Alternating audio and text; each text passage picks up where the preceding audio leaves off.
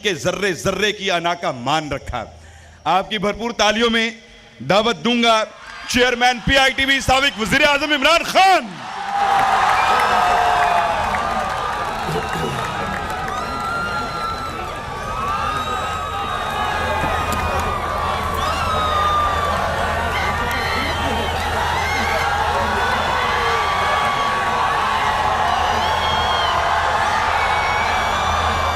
बिस्मिल्लाहिर्रहमानिर्रहीम। इय्याका नअबुदु व इय्याका नस्तईन। मैं सबसे पहले डॉक्टर जैदी आपका शुक्रिया अदा करता हूं कि आपने मुझे मौका दिया इस मुल्क की फ्यूचर के सामने अपना प्रोग्राम रखने का, इनसे बातचीत करने का, तो मैं आपका शुक्रिया अदा करता हूं। डॉक्टर अरसलान, आपका भी कि आपने ये ऑर्गेनाइज़ किया आज इवेंट। थोड़ा आप आराम से बैठ जाएं ताकि आप मेरी बात सुन सकें, क्योंकि आप आदी नहीं हैं ऐसी बातें सुनने के लिए जो आज मैं आपके सामने करूंगा। पहले तो मैं टेक्नोलॉजी की तरफ आ जाऊं।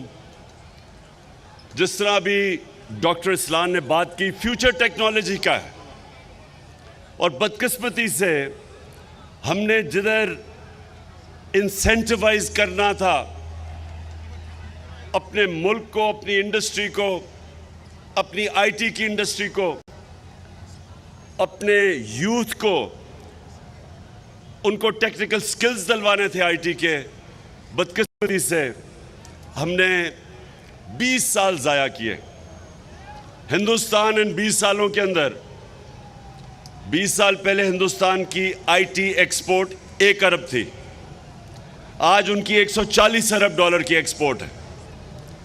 तो अब जरा मैं आपको पर्सपेक्टिव देना चाहता हूं कि हमारी टोटल एक्सपोर्ट्स और हमारे ज़माने में एक रिकॉर्ड एक्सपोर्ट्स हुई हैं 32 अरब डॉलर की। 32 अरब डॉलर रिकॉर्ड एक्सपोर्ट्स थी पाकिस्तान की। और जब आप इसको ये देखें कि हिंदुस्तान की सिर्फ आईटी की एक्सपोर्ट 140 अरब है, सो ये सोच लें कि हमने ये जो 20 साल इतने ज़ाया किए, इसमें अगर हमने अभी स्टेप्स लिए थे अपनी आईटी एक्सपोर्ट्स बढ़ाने के लिए, तो हमारा दूसरे साल में हमारी 35% एक्सपोर्ट बढ़ी, तीसरे साल में 45%, और जो आखिरी साल था उसमें 75% हमारी आईटी एक्सपोर्ट्स बढ़ी। हमने इंसेंटिवाइज किया, हमने स्पेशल आईटी जोन्स शुरू की जिसके अंदर टैक्स इंसेंटिव्स दिए। मैं ये इसलिए आपको जल्दी जल्दी बता रहा हूं क्योंकि अभी मैंने आपसे और भी बातें करनी है। मुझे लग रहा है इतना ज़्यादा आपको आईटी के अंदर इंटरेस्ट नहीं है जितना होना चाहिए। फ्यूचर आईटी है, टेक्नोलॉजी की फ्यूचर है। अभी इसने अरसलान ने आपको कहा कि एक छोटी सी आईटी कंपनी ने 20 अरब डॉलर की अपनी आईटी की कंपनी बेची है। छोटी सी कंपनी, आईटी के अंदर 30 साल की कम से नौजवान अपनी कंपनीज बनाते हैं और बिलियनर्स बन जाते हैं। तो ये दुनिया इस तरफ जा रही है, और हमारी अब पूरी कोशिश थी हमारी गवर्नमेंट की, और इंशाल्लाह जब भी आगे आएगी, कि हमारा पूरा ही एम्फेसिस स्टार्टअप्स को, कैसे हमने आईटी स्टार्टअप्स को इंसेंटिवाइज करना है, उनके लिए जीरो टैक्सेशन, हमारी आईटी कंपनीज के लिए जीरो टैक्सेशन, हमारा जो फ्रीलांसर्स हैं उनको 100% हमने कैपिटल गेन्स टैक्स माफ कर देना है ताकि वो काम करें, इंसेंटिवाइज हो। लेकिन मैं क्योंकि बड़ी देर के बाद गवर्नमेंट कॉलेज आया हूं, मैं ये चाहता हूं कि अब आप गौर से मेरी बातें सुने, क्योंकि इंसान इंसान और जानवर में फर्क क्या है? इंसान और जानवर में क्या फर्क है? दो बहुत बड़े फर्क हैं। मैं पहले तो एक एरिस्टोटल ने 2500 साल पहले एक बात कही। ये गवर्नमेंट कॉलेज गौर से मेरी बात सुनना। 2500 साल पहले उसने बात की कि अगर एक माशरे में जुल्म और नाइंसाफी है, अगर माशरे में जुल्म और नाइंसाफी है, सारे माशरे के लोग उसके खिलाफ खड़े होंगे, आवाज बुलंद करेंगे, यानी सियासत में आएंगे उसको काउंटर करने के लिए। लेकिन दो तबके नहीं, दो तबके जुल्म और नाइंसाफी का मुकाबला नहीं करेंगे। नंबर वन जो बुज़दिल हैं, जो डरते हैं कि हम ये ताकतवर जालिम के सामने खड़े होंगे तो वो हमारे पर जुल्म करेगा। कूफा के लोग, उनको पता था कि हजरत इमाम हुसैन सच पे खड़े हैं, उनको पता था वो राय हक पे है, लेकिन कूफा के लोगों ने यजीद के जुल्म से डर के हजरत इमाम हुसैन की मदद नहीं की। और इस्लाम की तारीख का सबसे बड़ी ट्रेजेडी थी जो सानिया था वो होने दिया, और हमेशा पछताए। तो एक तो बुज़दिल जुल्म का मुकाबला नहीं करते, और दूसरे खुद गर्ज। अगर मैं समझ रहा हूं मेरी जिंदगी बड़ी आसान है, मेरे पे सब कुछ है और मेरे माशरे पे जुल्म हो रहा है, लेकिन मैं कहूं कि मेरी जिंदगी पे क्या फर्क पड़ेगा, मैं तो एंजॉय कर रहा हूं, मेरी जिंदगी आसान है। ये सबसे बड़ा प्रॉब्लम पाकिस्तान की एलीट का है कि हमारी एलीट, क्योंकि वो कंफर्टेबल है, आसान जिंदगी है, नौकर हैं। आप इंग्लैंड, यूरोप वहां जाके काम करें, नौकर नहीं, नौकर को यह शायद ही कोई अफोर्ड कर सकता है। यह आसान जिंदगी है, तो वो सोचते हैं कि हम क्यों जालिम का मुकाबला करें, और इस तरह एक माशरा गुलाम बन जाता है। जुल्म के गुलाम बन जाते हैं, खौफ के गुलाम बन जाते हैं। और जो एक मुसलमान दावा करता है ला इलाहा इल्लल्लाह, अल्लाह तेरे सिवा कोई खुदा नहीं, ये जो खौफ का खुदा है, ये जो बुत है, ये सबसे खौफनाक बुत है। इसके सामने जब एक इंसान झुकता है, मेरी नजर में वो शिर्क करता है। जब वो जुल्म के सामने अपनी आवाज बुलंद नहीं करता, तो इसीलिए अल्लाह ने हमारे ऊपर जहाद फर्ज किया है। जहाद क्या है? जुल्म का मुकाबला करना, नाइंसाफी के सामने खड़े होना। जब आप जहाद मतलब जुल्म के सामने खड़े होते हैं, जुल्म खत्म कर देते हैं। अब यहां क्या हुआ पाकिस्तान में?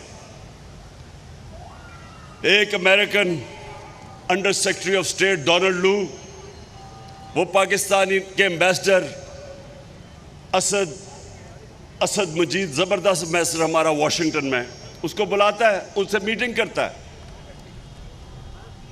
7 मार्च को उससे मीटिंग करके कहता है कि अगर आपने इमरान खान को प्राइम मिनिस्टरशिप से ना हटाया तो पाकिस्तान को बड़ा कॉन्सिक्वेंसेस होंगे पाकिस्तान के लिए।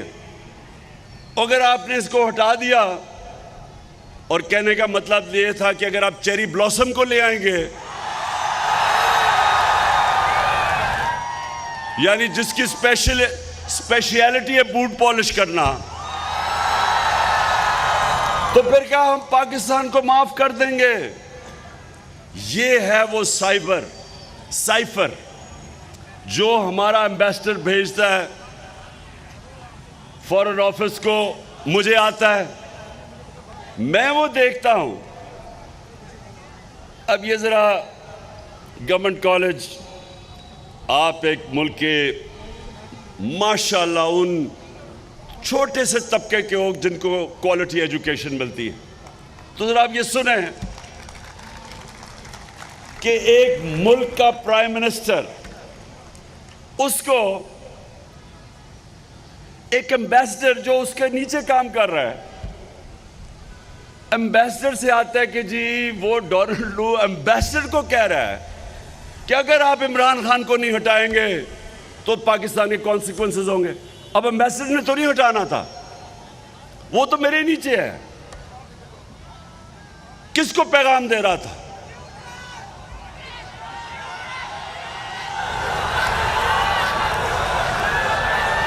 मैं जरा गवर्नमेंट कॉलेज के सियासी शोर पूछना चाहता हूं, किसको पैगाम दे रहा था?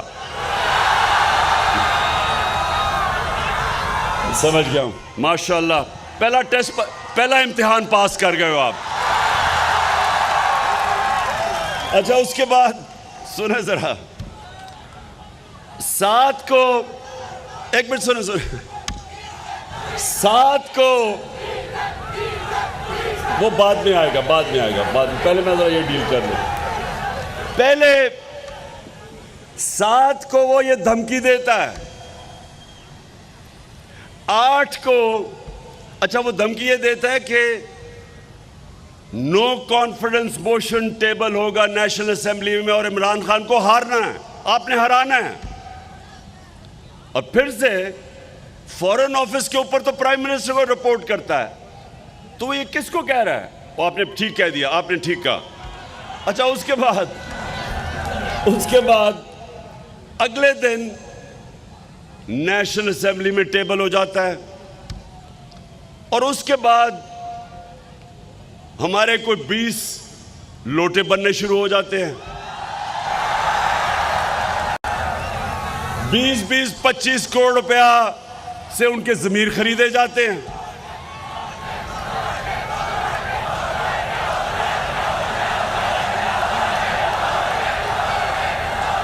और फिर हमारे जो इत्तेहादी, वो बारी बारी जाना शुरू हो जाते हैं। उससे पहले अमेरिकन एम्बेसी उन लोगों को, जो हमारे लोटे होते हैं, उनमें से जो चंद बड़े लोटे हैं उनको बनाना शुरू कर देते हैं। सुबह आज देखें कि आपकी फ्यूचर है, आप फ्यूचर लीडर्स हैं। आपको समझना चाहिए कि कोई भी कौम जो इस तरह की गुलामी करती है उसका कोई फ्यूचर नहीं है। आपका जो यह सबसे जो स्टूडेंट इस गवर्नमेंट कॉलेज से निकला, जो मेरे नजरियाती रोल मॉडल, जो शायद ही मुसलमान दुनिया में 500 साल में इस तरह का एक ज़हन आया था, इंटेलेक्चुअल आया था, डॉक्टर इलामा इकबाल। उनकी अगर आप फलसफा और शायरी पढ़े, उसकी बुनियाद क्या है? वो एक गुलाम हिंदुस्तान के मुसलमानों को जगाने की कोशिश कर रहे थे और वो ये कह रहे थे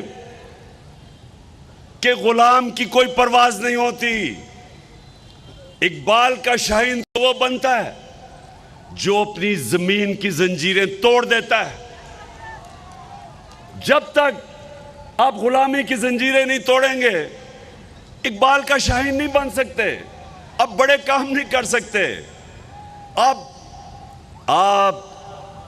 आपकी परवाज दूसरे इंसानों से ऊपर नहीं जा सकती। और एक मुझे जो मौलाना रूमी की बात मैं हमेशा अपने नौजवानों को बताता हूं, मौलाना रूमी कहते हैं कि जब अल्लाह ने तुम्हें पर दिए हैं तो चूंटियों की तरह जमीन पे क्यों रेंग रहे हो?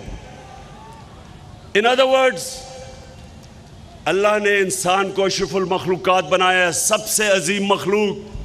फरिश्तों को कहा इंसान के सामने झुको, और जब वो नहीं झुका शैतान, तो अल्लाह ने शैतान को कहा कि तुम्हें भी नहीं पता कि मैंने कितनी सलाहियत दी है इंसान में। कहने का मकसद ये है कि हम सबको अल्लाह ने पर दिए हुए हैं। हमारी परवाज ऊपर जा ही नहीं सकती जब तक हम आज़ाद नहीं होते। और आज़ादी, जो मैं हकीकी आज़ादी की बात करता हूं, एक तो अंग्रेज की गुलामी थी, उससे तो कुर्बानियां दे के और हमारे ग्रेट लीडर कायद आज़म ने निकाल दिया। लेकिन अभी दूसरी गुलामी है जिसे न्यू कॉलोनियलिज्म कहते हैं। आपको फतह किए बगैर आपको गुलाम बना देते हैं, आपको कंट्रोल करते हैं, आपको हुक्म दिया जाता है। इस इंपोर्टेड हुकूमत को हुक्म दिया जाता है कि रूस से तेल नहीं लेना। हिंदुस्तान हमारे साथ आजाद हुआ था, वो 40% कम कीमत पे रूस से तेल ले रहा है। अमेरिका का स्ट्रेटेजिक एलाय है, उसके बावजूद तेल ले रहा है। हमें गुलामों को, इन गुलामों को, मैंने तो उसे निगोशिएट कराया था। ये हमाद मेरा पेट्रोलियम मिनिस्टर था, हम तो रूस जाके निगोशिएट कर रहे थे कि सस्ता तेल भी लेंगे, सस्ती गंदम भी लेंगे रूस से। तो जैसे ही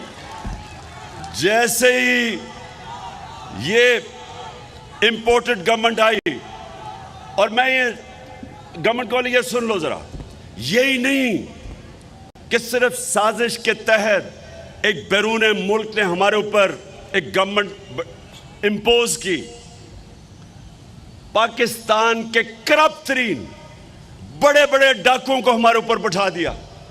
60% कैबिनेट जमानत पे है, 60% कैबिनेट चोरी के ऊपर जमानत पे है। चोरों को ऊपर बैठा दिया, जिन्होंने आके आते साथ ही अपने करप्शन केसेस खत्म करने शुरू किए। 1100 अरब रुपए के जो आपका पैसा था वो इन्होंने माफ करवाने शुरू कर दिए।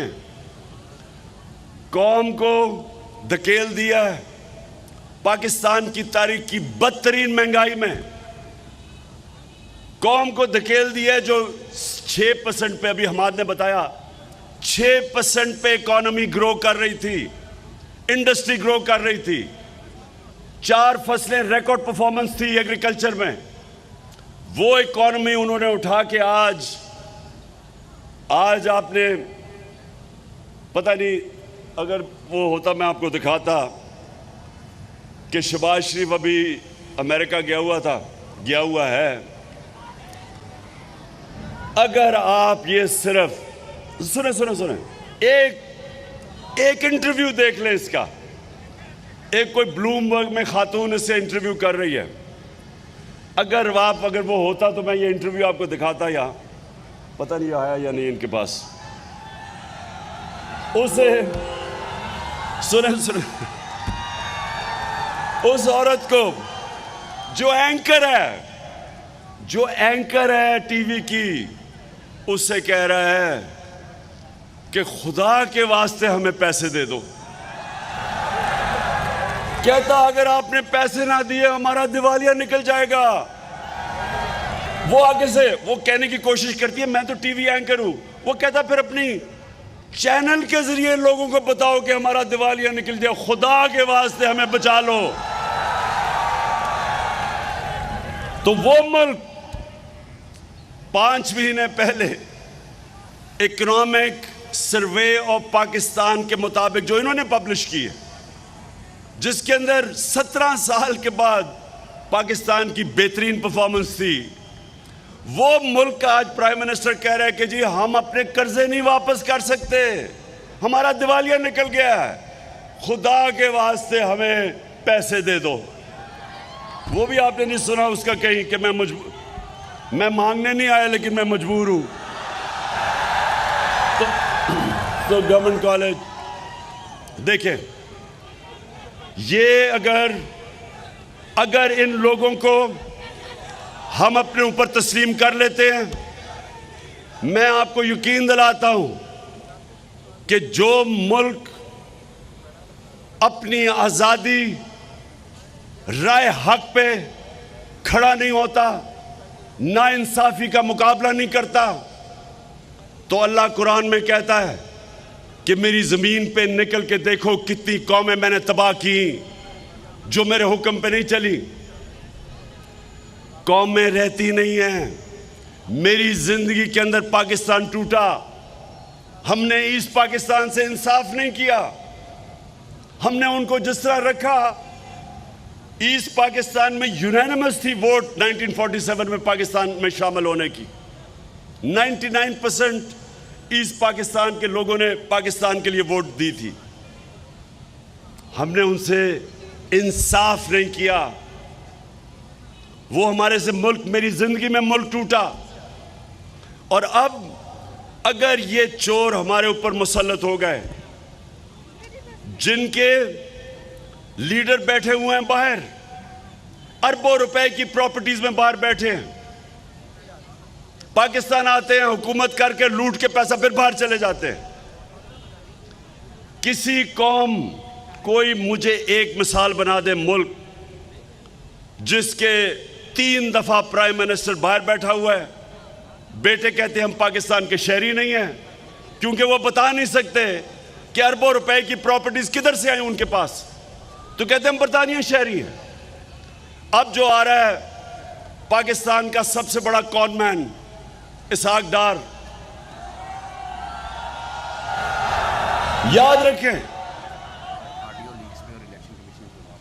याद रखें कि इसहाक डार को हमारे दौर में नहीं भागा, नून लीग की गवर्नमेंट थी। नैब ने इसको सवाल के लिए बुलाया, पूछा कि तुम्हारे वालिद साहब की बड़े मेहनत कश से साइकिल की दुकान थी, तो आप तो अरबोपति बन गए, किधर से पैसा आया?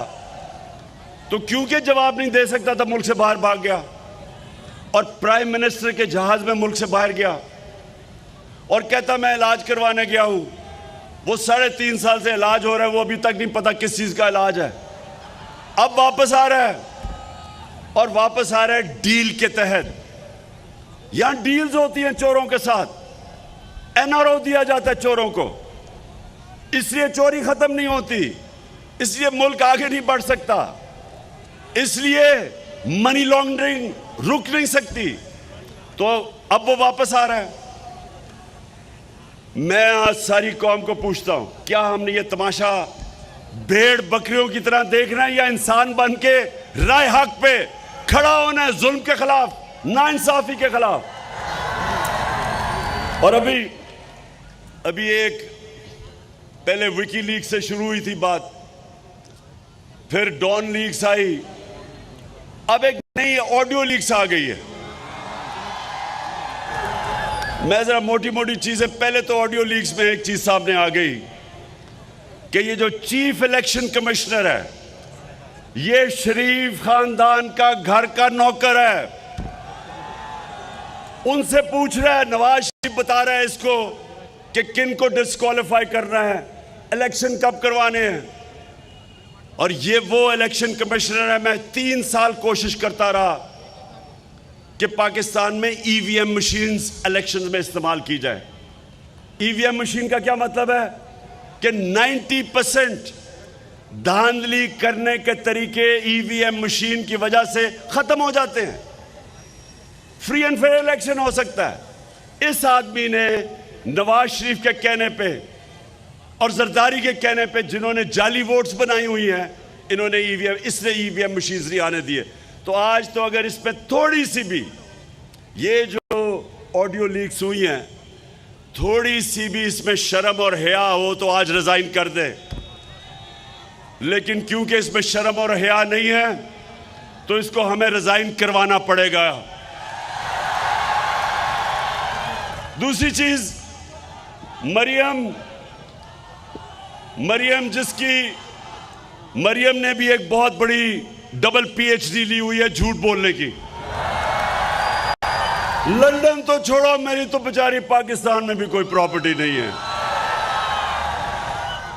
तो बाद में पता चलता है, भाई कहता है ये जो 4 बड़े बड़े मेफेयर के महलात हैं, इसकी मालिका मरियम है। तो अब वो कह रही है, शहबाज शरीफ को ऑडियो लीक्स में आता है कि हिंदुस्तान से पावर जनरेशन की मशीनरी इंपोर्ट कर रहे हैं। हमने हिंदुस्तान में के सारे ताल्लुकात तिजारत के बैन कब किए थे?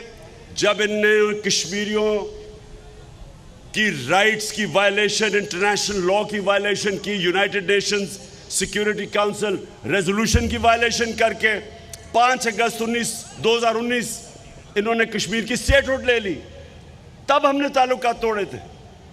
अभी तक ताल्लुकात टूटे हुए हैं, लेकिन दमाद, मरियम का दमाद वहां से मशीनरी बुला रहा है और प्राइम मिनिस्टर चेरी ब्लॉसम क्या कह रहा है? तरीका बता रहा है कि इसको किसी और मुल्क से ले आओ, यानी बजाय गलत उसको कह के ना लेके आओ, तरीका बता रहा है कि किसी और तरीके से लेके आओ। फिर एक ग्रिड स्टेशन इसकी दमाद की हाउसिंग सोसाइटी में लग रहा है। अब ग्रिड स्टेशन वो कह रहे हैं कि फिक्र ना करो, हमने उसको एक तरीका निकाला है कि वो बजाय हाउसिंग सोसाइटी ग्रिड स्टेशन बनाएगी, क्योंकि ये डिमांड है और ग्रिड स्टेशन 70 करोड़ का बनता है। अब वो क्या करेगा? उन्होंने कहा फिक्र ना करें, हम ऐसे करेंगे कि पाकिस्तानी कौम टैक्स पेयर पैसा देगी 70 करोड़ का, यानी आपके पैसे से वो बनेगा। ये आ रहा है, ये ऑडियो लीक्स में है। और फिर ऑडियो लीक्स में और भी कुछ आ रहा है। अभी आने वाले दिनों में आप किस्तों की इंतज़ार करें। एक ये भी आप सुन रहा हूं मैं आ रहा है कि इमरान खान को, वो मरियम कह रही है अब्बा जी को कि इमरान खान को हम तोशा खाना इलेक्शन कमीशन कह रहे हैं, मैं डिस्क्वालीफाई कर दूंगा इसको, फिक्र ना करें कि तोशा खाना केस। ये है इलेक्शन कमीशन। इसलिए आज मैं आज सबको गवर्नमेंट कॉलेज, देखिए आप नौजवान हैं, गर्मी में आप बैठे हुए मैं देख रहा हूं, इसलिए मैं सिर्फ आखिर में बात ये ख़त्म करता हूं कि कौमें, जो कौम हक और सच पे नहीं खड़ी होती वो कौम का मुस्तकबिल नहीं होता। जो कौम अमर बिल मारूफ, अल्लाह का हुक्म है कि अच्छाई के साथ खड़े और बुराई के खिलाफ खड़े हो, जब एक कौम में अच्छे और बुराई की तमीज़ ख़त्म होती है, कौम मर जाती है। ये मैं नौजवानों को इसलिए कह रहा हूं कि जितनी भी बड़ी मूवमेंट्स हैं, जब भी इनकलाबी मूवमेंट्स दुनिया में शुरू होती हैं, जिस तरह तहरीक पाकिस्तान थी, उसमें नौजवानों ने लीड की थी, यूथ ने लीड की थी, आप जैसे नौजवानों ने लीड की थी। ये जो अब हकीकी आज़ादी की तहरीक है, मैं अपने सारे यूनिवर्सिटी स्टूडेंट्स, नौजवान, तालिब इल्म, मैं चाहता हूं आप सब इसमें शामिल हो, अपनी फ्यूचर के लिए, अपने मुस्तकबिल के लिए। मैं जब यूनिवर्सिटी में इंग्लैंड में था, सारी यूनिवर्सिटी पॉलिटिसाइज थी। जो भी कुछ होता था यूनिवर्सिटी के अंदर प्रोटेस्ट होता था। ये जो वियतनाम के अगेंस्ट मूवमेंट चली थी, एंटी वॉर, यूनिवर्सिटीज में चली थी। अमेरिका में सिविल राइट्स मूवमेंट चली थी, यूनिवर्सिटीज में चली थी। यूनिवर्सिटीज फोर फ्रंट होते हैं राय हक पे खड़े होने के लिए, इंसाफ के लिए, हकूक के लिए। आज आप सब तैयारी कर लें।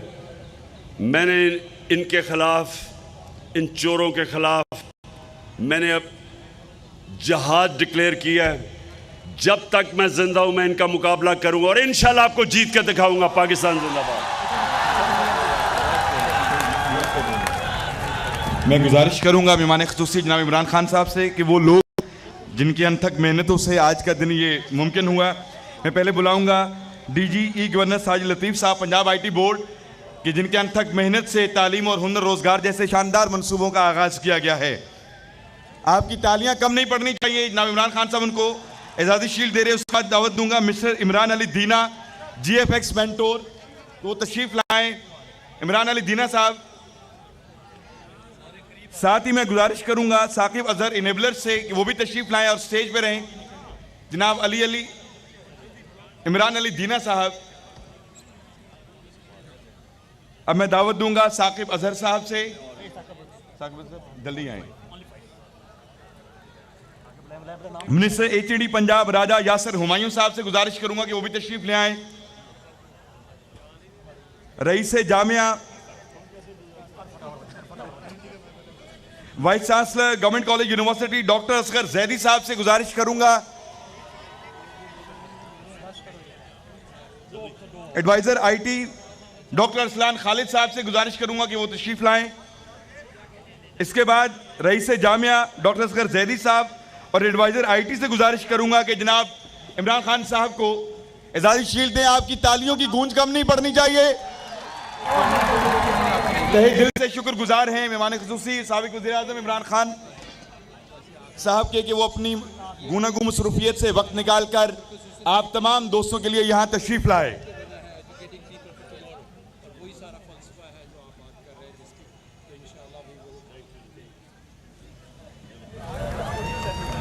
बहुत शुक्रिया।